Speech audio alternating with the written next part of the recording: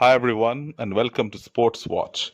If you like the content, please press the bell icon for further notifications and like, share and subscribe to the channel. Alex Pereira is undoubtedly the biggest star in the UFC right now. He has been breaking records and setting new ones, and that too at a rapid pace.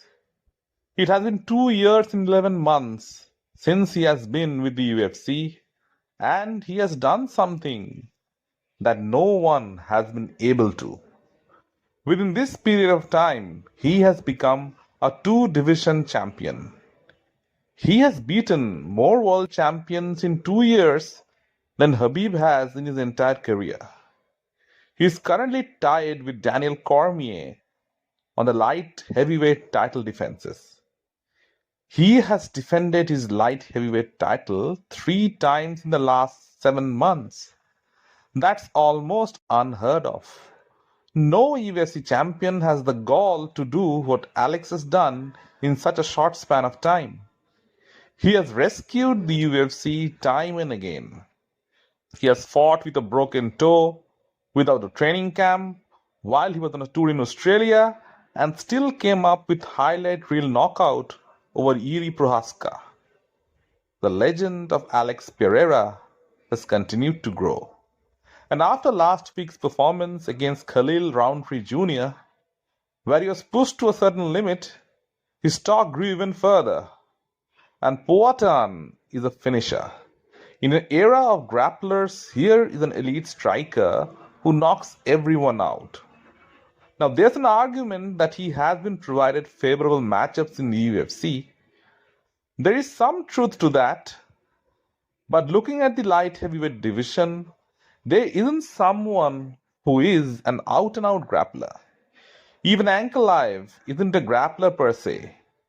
Jan Blachowicz did wrestle with Alex Pereira and was able to halt the momentum somewhat, but still, he didn't get his hands raised. So after last week's performance, the question in everyone's mind is, what does Pereira do next? He is the one with the most options. He can go down to middleweight and face Dricus Duplessis for the belt. He did express his desire to cut to middleweight one more time following Adesania's loss. Since then, he doesn't seem to be particularly keen to go down there. It's a big weight cut for him. Alex weighed 230 pounds after rehydrating against Rountree. To cut back to 185 would compromise him a lot.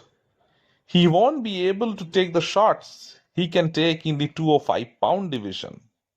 Plus, as he gets older, it gets more and more difficult to jump weight classes. So what other option does he have? Move up to heavyweight and face Jon Jones. Alex Pereira has always expressed his desire to fight at heavyweight. If he keeps winning, they can't deny him that any further. If he decides to fight at heavyweight, it should be against Jon Jones. That fight isn't a favorable matchup for Alex. Jones is the greatest of all time for a reason. And he won't try and stand with Alex. He will just grapple with him. Pereira would be a huge underdog. But it would be a huge money fight as well. If he loses, he may ride off to the sunset with his pockets full. If by any chance he wins, there won't be any debate as to who is the greatest MMA fighter ever. Alex also shared a pic of Tom Aspinall staring him down at one of his fights. Till now, he didn't pay any attention to Tom, but now sharing the pic and stating that it's one of his favorite moments before a fight just shows that he is hugely interested. Again, that's another matchup which is all wrong for him. Aspinall is young, quick, and a proper heavyweight. He's another man who would just take Alex to the ground and maul him.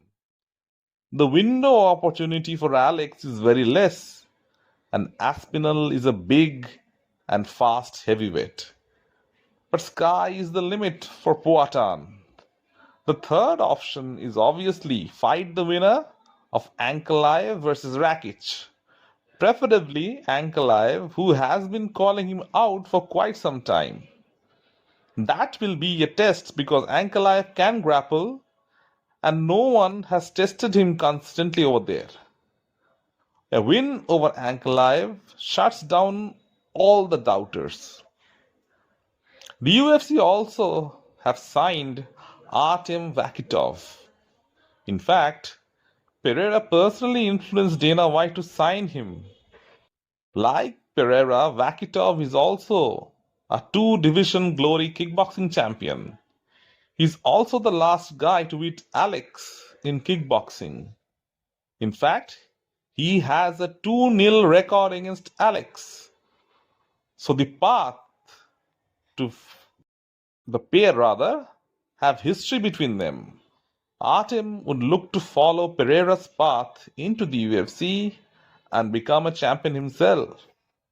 Apart from Adesanya, he'll be the other elite kickboxer who can strike with Poatan. If Vakitov keeps winning, he can get that fight this time in the octagon in front of a bigger audience. So Alex Pereira has all the marbles. He can choose to do what he wants. He won't be there for long, so he will want to cash out with all his faculties intact. Poatan is the biggest name in the UFC right now, and he is the one who is continuously putting his body on the line for the company. So it will not be a surprise if Dana White starts to reward him for it. He's earning the big bucks. He's walking the talk rather, and it's only a matter of time that Poatan finally gets what he desires. Let me know in the comment section what you feel. And if you like the content, please like, share and subscribe to the channel.